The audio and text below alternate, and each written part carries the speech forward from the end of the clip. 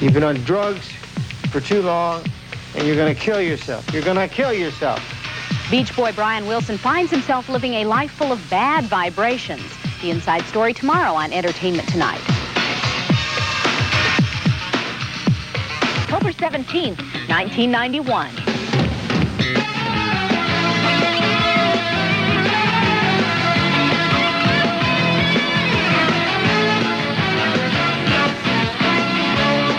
Hi, everyone. I'm John Tesh, and welcome to Entertainment Tonight. I'm Mary Hart.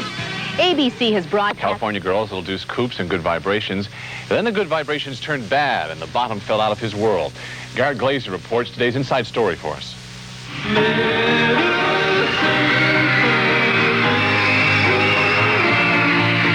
In the 1960s, the beautiful harmonies of the Beach Boys totally captured the country's attention.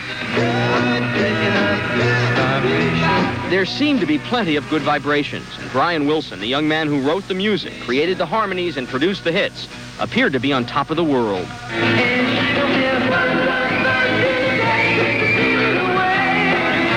But in his new book, named for one of his biggest hits, Wouldn't It Be Nice?, Brian Wilson details a horror story of drug abuse, temporary insanity, divorce, family loss, and being thrown out of his own band. It's a story that began with too much overnight fame that led to a deluge of drugs. You were doing marijuana, Yeah. hashish, cocaine, LSD, LSD and uppers. uppers, And downers. downers, heroin.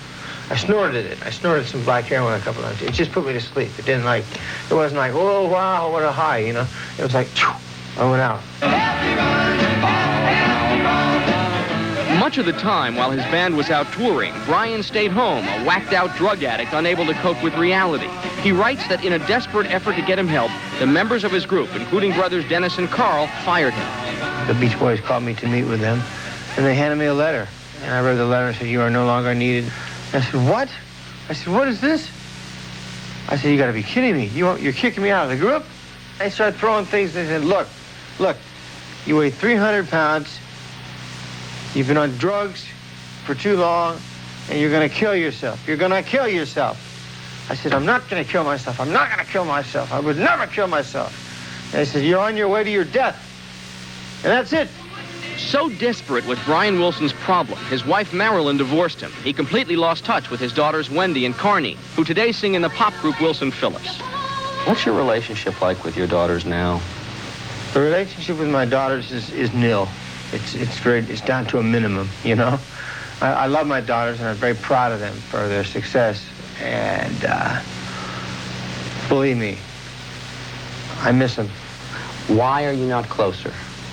Gosh, it's sort of embarrassing to have to say this, but they themselves are bad memories, but not them. They're not bad memories, but they stand for a time when I was going through some real hell.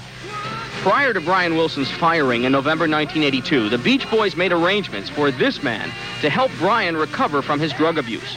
Psychologist Eugene Landy did put Wilson through an intense therapy program. However, he later developed a business partnership with Brian that included a share of the profits from Wilson's music. This controversial relationship was considered by many, including family members, to be a product of brainwashing during the therapy. That is absolutely untrue. It's absolutely not true. He hasn't brainwashed me at all. He has taught me. He has educated me, not brainwashed. They've got brainwashed confused with that is educated. Whatever, the long and troubled story of Brian Wilson will take a new turn on November 18th.